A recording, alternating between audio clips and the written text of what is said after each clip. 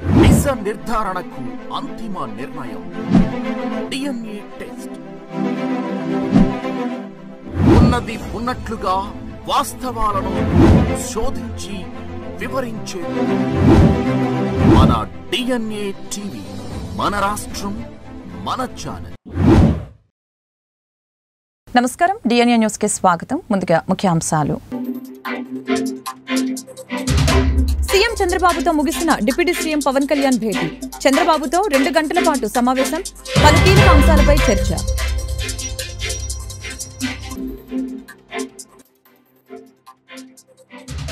YCP అధినేత జగన్ అక్రమాస్తుల కేసులో పూర్తి వివరాలను అందించాలని ఈడీ, సీబీఐలను సుప్రీంకోర్టు ఆదేశం.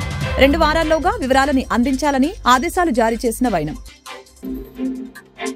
మంత్రి నాదెండ్ల మనోహర్ అధ్యక్షతన మంత్రులు అచ్చెన్నాయుడు, సత్యకుమార్ యాదవ్ ఉన్నతాధికారులతో సమీక్ష సమావేశం నిర్వహణ. ఏపీలో పోర్టుల నుంచి రేషన్ బియ్యం అక్రమ రవాణాపై కూటమి నేతల ఉక్కుపాదం. పీడీఎస్ బియ్యం అక్రమ రవాణా చేస్తే ఇక కఠిన చర్యలు తీసుకుంటామని హెచ్చరిక. సీఎం చంద్రబాబుతో డిప్యూటీ సీఎం పవన్ కళ్యాణ్ భేటీ ముగిసింది. పలు కీలక అంశాలపై చర్చ జరిగింది. తాజా రాజకీయ పరిస్థితుల గురించి, మరొక విడత నామినేటెడ్ పోస్టుల నియామకం గురించి కూడా ప్రముఖంగా చర్చించినట్లు తెలుస్తోంది. ముఖ్యమంత్రి చంద్రబాబుతో డిప్యూటీ సీఎం పవన్ కళ్యాణ్ సమావేశం ముగిసింది. ఈ సమావేశం దాదాపు 2 గంటల పాటు సాగింది. ఇరువురి మధ్య అనేక అంశాలు చర్చకు వచ్చినట్లు తెలుస్తోంది. తన ఢిల్లీ పర్యటన వివరాలని పవన్ కళ్యాణ్ చంద్రబాబుకు వివరించారు. కేంద్ర మంత్రులతో భేటీ వివరాలను సీఎంతో పంచుకున్నారు. ప్రధానంగా కాకినాడ పోర్టులో బియ్యం అక్రమ రవాణా జరుగుతున్న అంశంపై చర్చించినట్లు తెలుస్తోంది. రేషన్ బియ్యం తరలింపునకు ఎలా అడ్డుకట్ట వేయాలి, ఎలాంటి విధి విధానాలు అమలు చేయాలనే దానిపై చర్చించినట్లు సమాచారం. రాజధాని అమరావతి నిర్మాణ పనులు వేగవంతం, తాజా రాజకీయ పరిస్థితుల గురించి, మరొక విడత నామినేటెడ్ పోస్టుల నియామకం గురించి కూడా ప్రముఖంగా చర్చించినట్లు తెలుస్తోంది. కూటమి పార్టీలోని కష్టపడి పనిచేసే నేతలకి మిగతా ఉన్న నామినేటెడ్ పోస్టులు ఇవ్వాలని, అందుకోసం ఏ విధంగా ముందుకు వెళ్లాలన్న దానిపై చంద్రబాబు, పవన్ మధ్య చర్చ జరిగినట్లు తెలుస్తోంది. వైసీపీ అధినేత జగన్ అక్రమాస్తుల కేసులో పూర్తి వివరాలను అందించాలని ఈడీ, సీబీఐలను సుప్రీంకోర్టు ఆదేశించింది. 2 వారాల్లోగా వివరాలను అందించాలని ఆదేశాలు జారీ చేసింది.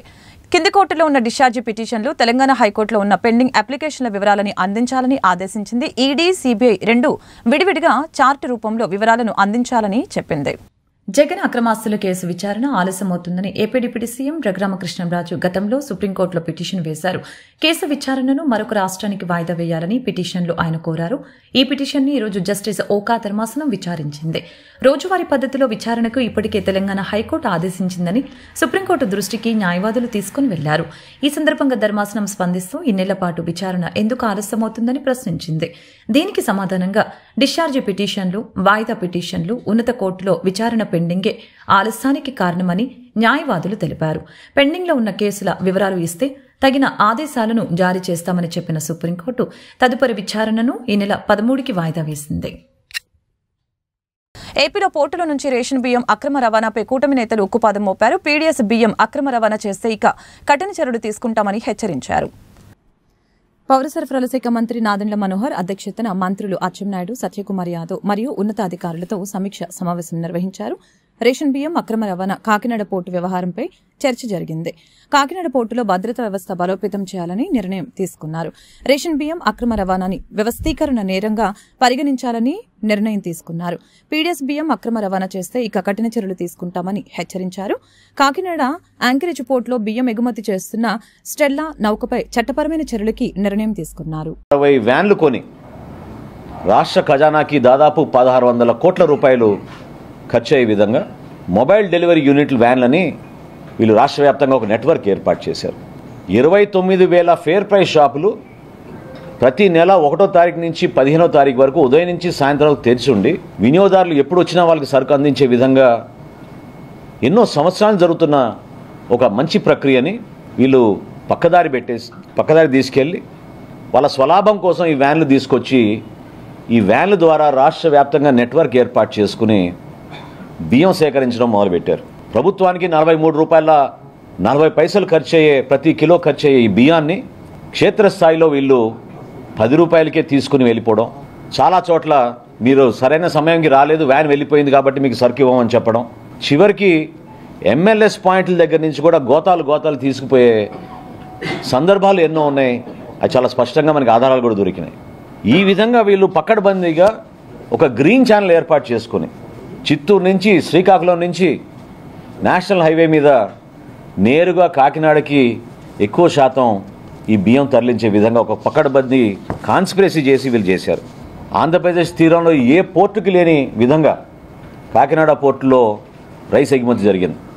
ప్రత్యేకంగా వీళ్ళు ఎప్పుడైతే మెడ మీద కత్తి పెట్టి కాకినాడ సీపోర్ట్స్ లిమిటెడ్ దగ్గర నుంచి వీళ్ళు పోర్టు లాగేసుకుని ఆరోబిందోకు చెప్పారో ఆ రోజు నుంచి మీరు చూస్తే లెక్కలు ప్రతి ఒక్కరు కూడా ఆశ్చర్యం కలిగిస్తాయి.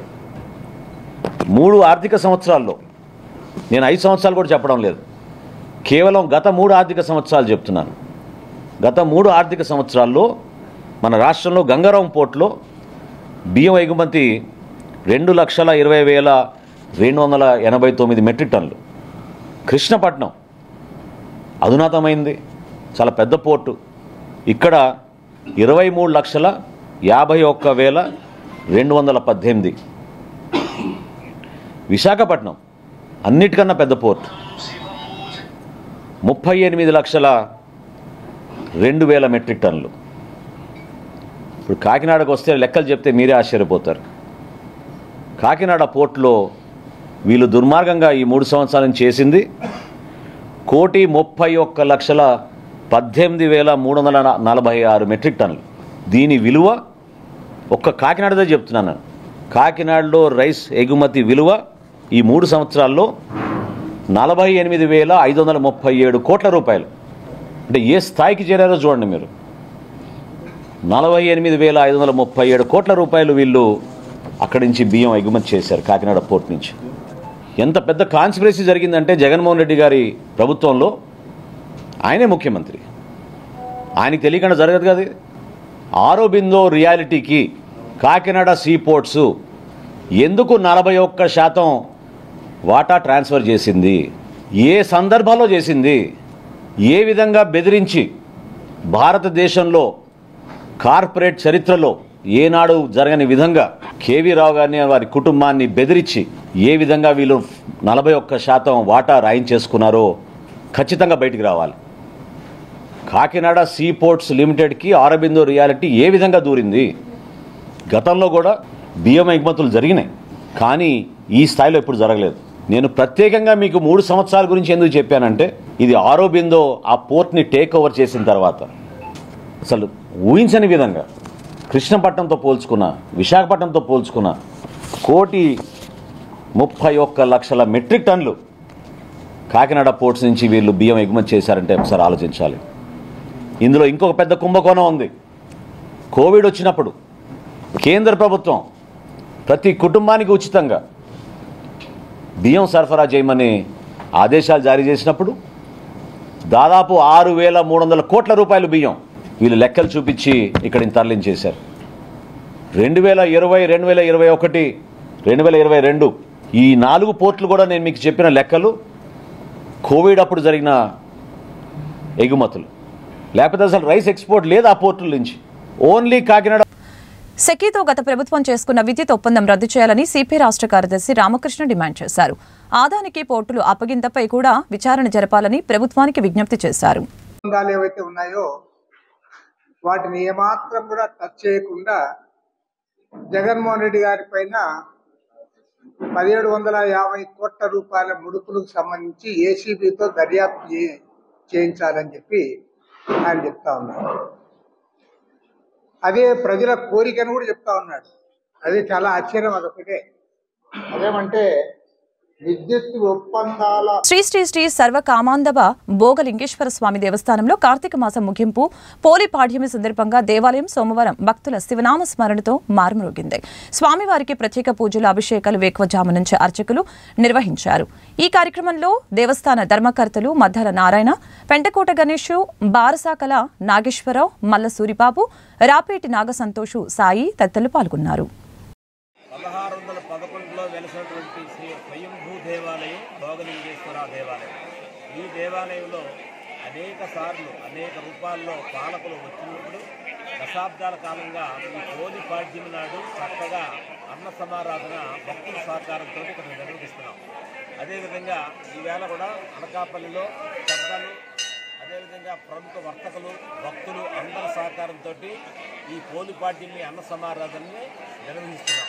ముఖ్యంగా దీనికి గౌరవ శాసనసభ్యులు, కూటమి పెద్దలు కొనతాల రామకృష్ణ గారు, జనసేన కన్వీనర్ భీమశెట్టి రామ్జీ గారు, తెలుగుదేశం పార్టీ ఇన్ఛార్జు, రాష్ట్ర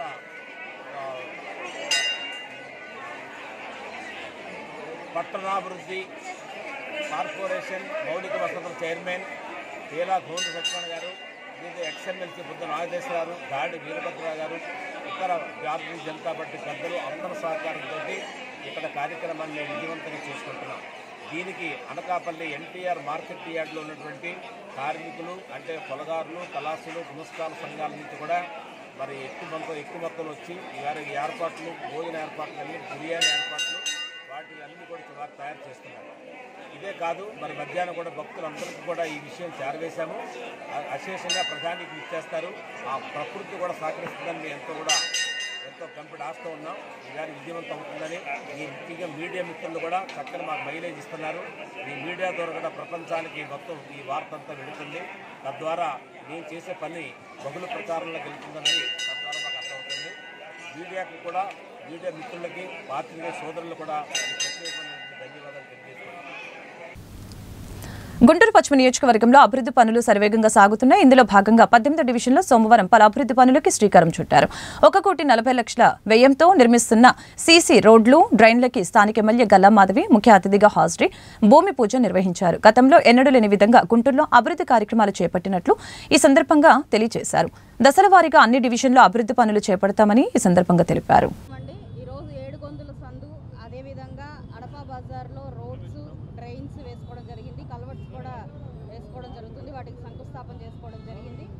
ఎప్పటి నుంచో ప్రజలందరూ ఆకాంక్షిస్తున్న కళ, ఎప్పటి నుంచో ఈ రోడ్ అవ్వాలి అని చెప్పి కోరుకుంటూ ఉన్నారు. లాస్ట్ ఇయర్లోనే ఇది శాంక్షన్ అయినప్పటికీ ఇప్పటికీ కూడా దీనికి ఏ విధమైన వర్క్ నోచుకోని పరిస్థితి కనపడతా ఉంది. అయితే ఈరోజు మనం రాగానే కూటమి ప్రభుత్వం ఏర్పడగానే ఇలాంటి పెండింగ్ వర్క్స్ అన్నిటి మీద కూడా దృష్టి పెట్టి త్వరితగతిన వీటన్నిటిని పూర్తి చేసే ప్రయత్నం చేస్తున్నాము. కాంట్రాక్టర్స్ అందరూ భయపడి వెనక్కి తగ్గిన పరిస్థితుల్లో వర్క్స్ బిల్స్ రావట్లేదని బాధపడుతున్న క్రమంలో ఈరోజు వాళ్ళందరికీ కూడా సానుకూలంగా వారిని చెప్పుకొని వారికి శాంక్షన్ చేపిస్తామని హామీ ఇచ్చి ఈరోజు ముందుకు తీసుకొచ్చే పరిస్థితి తీసుకురావడం జరిగింది. సో అదే ప్రాసెస్లో ఈరోజు అడప బజార్లో రోడ్ వేసుకోవడం జరిగింది. ప్రజలందరూ కూడా చాలా ఆనందం వ్యక్తం చేస్తున్నారు. అదేవిధంగా ఏడుగొందుల సందులో కూడా రోడ్డు అండ్ డ్రైన్స్ వేసుకోవడం జరుగుతుంది. దగ్గర 1,40,00,000 రూపాయల వర్క్స్ ఈరోజు శంకుస్థాపన చేసుకోవడం జరిగింది. రేషన్ డీలర్లు, రైస్ మిల్లర్లు బియ్యం సరఫరా చేసే వాహనాల యజమానులు బియ్యాన్ని పక్కదారి పట్టిస్తున్నారని జనసేన గుంటూరు జిల్లా అధికారి ప్రతినిధి ఆళ్లహారి ఆరోపించారు. గుంటూరు జిల్లాలో అధికారులు రేషన్ బియ్యం అక్రమ రవాణాన్ని అరికట్టాలని కోరుతూ జనసేన పార్టీ నాయకులు పీజీఆర్ఎస్లో కలెక్టరేట్కి వినతి పత్రం అందజేశారు. జిల్లాలో జీరో అక్రమ రవాణాకి కృషి చేస్తామని కలెక్టర్ భరోసా ఇచ్చినట్లు తెలిపారు. పేద ప్రజలు ఎవరూ కూడా ఆకలితో అలమటించకూడదని చెప్పి కేంద్ర ప్రభుత్వం పేదలకు ఇస్తున్నటువంటి ఉచిత బియ్యం, కొన్ని కోట్ల రూపాయల ఉచిత బియ్యాన్ని ఒక మాఫియా ఈ రాష్ట్రంలో దోచుకుంటూ ఉంది. పేదల నోటికాడి ముద్దని ఈ మాఫియా గద్దలాగా తీసుకొని పోతూ ఉంది. ముఖ్యంగా గడిచినటువంటి 3 సంవత్సరాల వైసీపీ పాలనలో ఈ రాష్ట్రంలో ఉచిత బియ్యం అక్రమంగా రవాణా అయినటువంటి 48,600,00,000 రూపాయలు అంటే చాలా దారుణం. పేదల బియ్యం 48,600,00,000 కోట్ల రూపాయలు దోచుకున్నారంటే ఇంతకన్నా దారుణం ఇంకోటి ఉండదు. ముఖ్యంగా పేదలు తీసుకోవడానికి వచ్చినటువంటి ఈ బియ్యాన్ని ఇంత దుర్మార్గంగా ఎక్కడా లేని విధంగా, దేశంలో ఎక్కడా లేని విధంగా మన ఆంధ్రప్రదేశ్లో ఈ మాఫియా చెలరేగిపోతూ ఉంది. ముఖ్యంగా ఈ యొక్క మాఫియాలో ముఖ్యమైన ప్రధాన పాత్రధారులు రేషన్ డీలర్లు, అలాగే రైస్ మిల్లర్లు, క్షేత్రస్థాయిలో వాళ్ళే చేస్తూ ఉన్నారు ఇదంతా. అలాగే మరోవైపు ఎండియు వాహనదారులు, వాళ్ళు పేద ప్రజలు వచ్చి బియ్యం అంటే వాళ్ళు బియ్యం ఇవ్వకుండా వాళ్ళకి డబ్బులు ఆశ చూపి డబ్బులు ఇవ్వటం, వాళ్ళు వచ్చినప్పుడు మీరు లేరని చెప్పేసి వాళ్ళకి బియ్యం ఇవ్వకపోవటం, ఈ విధంగా రేషన్ స్టోర్ వాళ్ళు, అలాగే ఎండియు వాహనదారులు, అలాగే మిల్లర్లు వీళ్ళందరూ కొమ్మక్కై ఈ రోజున పేదల బియ్యాన్ని అక్రమంగా రవాణా చేస్తూ ఉన్నారు. ఈ యొక్క అక్రమ రవాణాపై రాష్ట్ర ప్రభుత్వం చంద్రబాబు నాయుడు గారి నేతృత్వంలో డిప్యూటీ సీఎం పవన్ కళ్యాణ్ గారు మొన్న కాకినాడలో సర్వే చేసినప్పుడు అక్కడ దాదాపుగా 640 మెట్రిక్ టన్నుల రేషన్ బియ్యం అక్కడ ఉన్నాయంటే ఎంత దారుణంగా ఎన్ని వేల మెట్రిక్ టన్నులు ఈ యొక్క గడిచిన 5 సంవత్సరాల్లో విదేశాలకు తరలిపోయిన అర్థం చేసుకోవచ్చు. అందుకే ఈ రోజున మేము గుంటూరు జిల్లా కలెక్టర్ గారు నాగలక్ష్మి గారికి వినతి పత్రం ఇచ్చాం. దీన్ని క్షేత్రస్థాయిలో అరికట్టమని చెప్తా ఉన్నాం. అలాగే ఈ యొక్క రేషన్ బియ్యం మీద అపోహలు ఉన్నాయి ప్రజల్లో. ఈ రేషన్ బియ్యం తీసుకోకపోతే రేషన్ కార్డు పోతుందని అని చెప్పి ఒక అపోహ ఉంది. ఎక్కడా కూడా అదేం లేదు. మనకు రేషన్ బియ్యం తీసుకోకపోయినా కందిపప్పు, పంచదార అలాగే రేషన్ ద్వారా ఏమి ఇచ్చినా సరే తీసుకోవచ్చు. కేవలం అదొక అపోహతో ఏం చేస్తున్నారంటే ఈ బియ్యం తీసుకొని దాన్ని అమ్ముకుంటూ ఉన్నారు. ఈ బియ్యం మనం కేంద్ర ప్రభుత్వం తీసుకుంది ఒక్కొక్క కిలోకి 48 రూపాయలు ఖర్చు చేసి ఇంత సరఫరా చేస్తూ ఉంటే దీన్ని వాళ్ళు ఆసరాగా తీసుకొని పేద ప్రజల దగ్గర నుంచి 15 రూపాయలకి 16 రూపాయలకి తీసుకొని వాళ్ళు దాన్ని మిల్లర్ల దగ్గర పాలిష్ చేసి దాన్ని విదేశాలకి 50 రూపాయలకి 60 రూపాయలకి 120 రూపాయలకి అమ్ముతున్న దాఖలాలు ఉన్నాయి. కాబట్టి మేడం గారిని ఒకటే కోరాం, చంద్రబాబు నాయుడు గారు, పవన్ కళ్యాణ్ గారు ఎంతో జవాబుదారీతనంతో పారదర్శకత్వంతో ఈ రోజున రాష్ట్రంలో పరిపాలన కొనసాగిస్తున్నారు.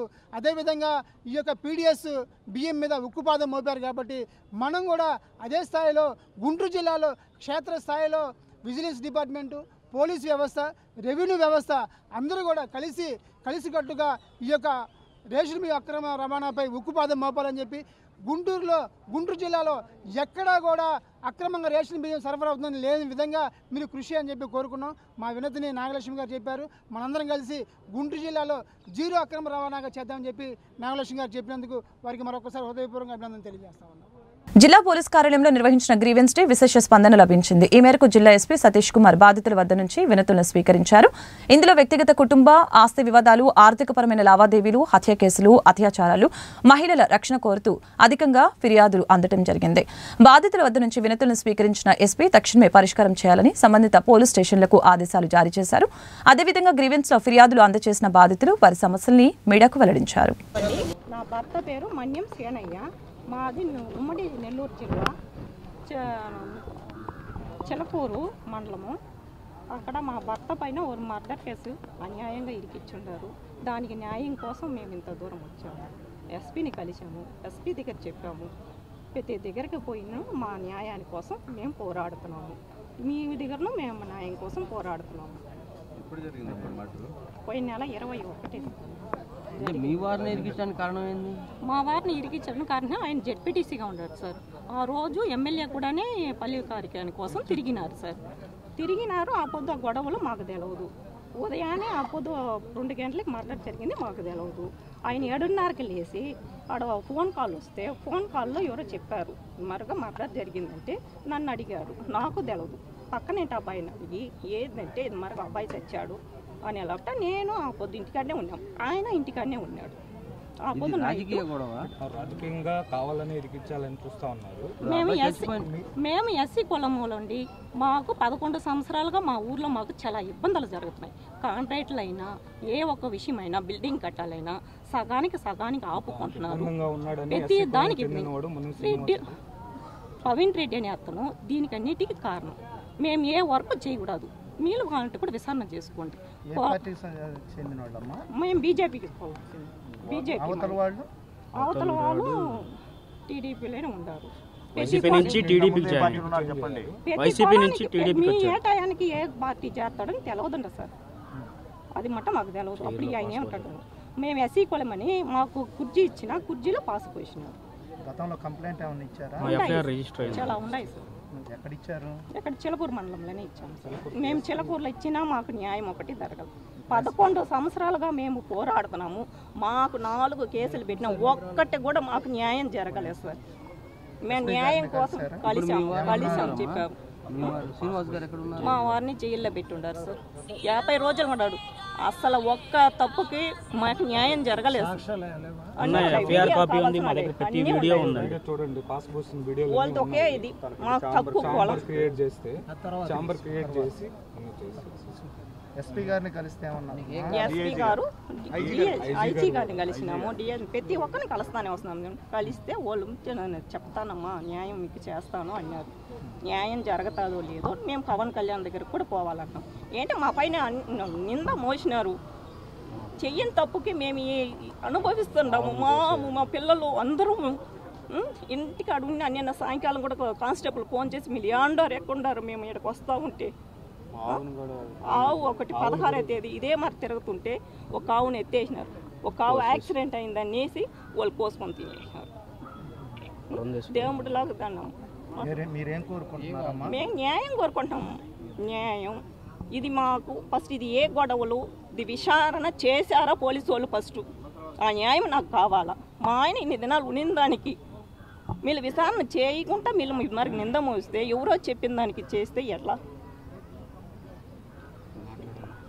నాంచంపేట గ్రామంలో రెడ్డి కులస్తుడు అతను మా బాబాయ్ అయినటువంటి మన్యం శ్రీనివాసులు గారు జడ్పీటీసీగా ఎన్నికయ్యాడని ఒక మాల్ కులస్తుడు ఎదగుతున్నాడని కావాలని 2 బ్యాచ్లుగా విడగొట్టి వాళ్ళకు గొడవలు పెట్టి వాళ్ళని మర్డర్ చేయించేసి కావాలని మన్ని శ్రీనివాసులు ఎదగుతున్నాడు అనే దురుద్దేశంతో అతన్ని కావాలని ఇరికించాలని పోలీసుల అండతో అతను మా బాబాయిని జైల్లో పెట్టించినాడు. కానీ మేము ఎంత దూరమైనా వెళ్ళినా మాకు న్యాయం జరగట్లేదు. ఎస్పీ గారిని గెలిచాము, తిరుపతి ఐజీని గెలిచాము, గుంటూరు ఐజీని గెలిచాము, మాకు న్యాయం జరిగిస్తామని మాకు హామీ ఇచ్చారు. దయచేసి మీరందరూ నా దగ్గర అన్ని వివరాలు, ప్రతి ఒక్క కాల్ డేటా కానీ వీడియోస్ కానీ అన్నీ నా దగ్గర ఉన్నాయి. మీడియా ముఖంగా నేను ఒకటే మనవి చేస్తున్నాను, మాకు న్యాయం జరగాలని కోరుకుంటున్నాం. శ్రీ కొణిదెల పవన్ కళ్యాణ్ గారు మాకు అండగా నిలబడి మా ఊరికి మాకు పరువు పోయింది, మమ్మల్ని కాపాడమని వేడుకుంటున్నాం.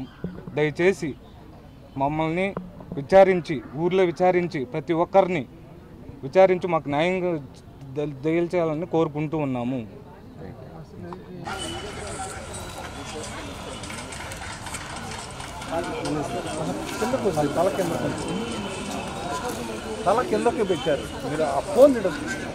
వార్తలు ముగించే ముందు ముఖ్యాంశాలు మరొకసారి. సీఎం చంద్రబాబుతో ముగిసిన డిప్యూటీ సీఎం పవన్ కళ్యాణ్ భేటీ. చంద్రబాబుతో 2 గంటల పాటు సమావేశం, పలు కీలక అంశాలపై చర్చ.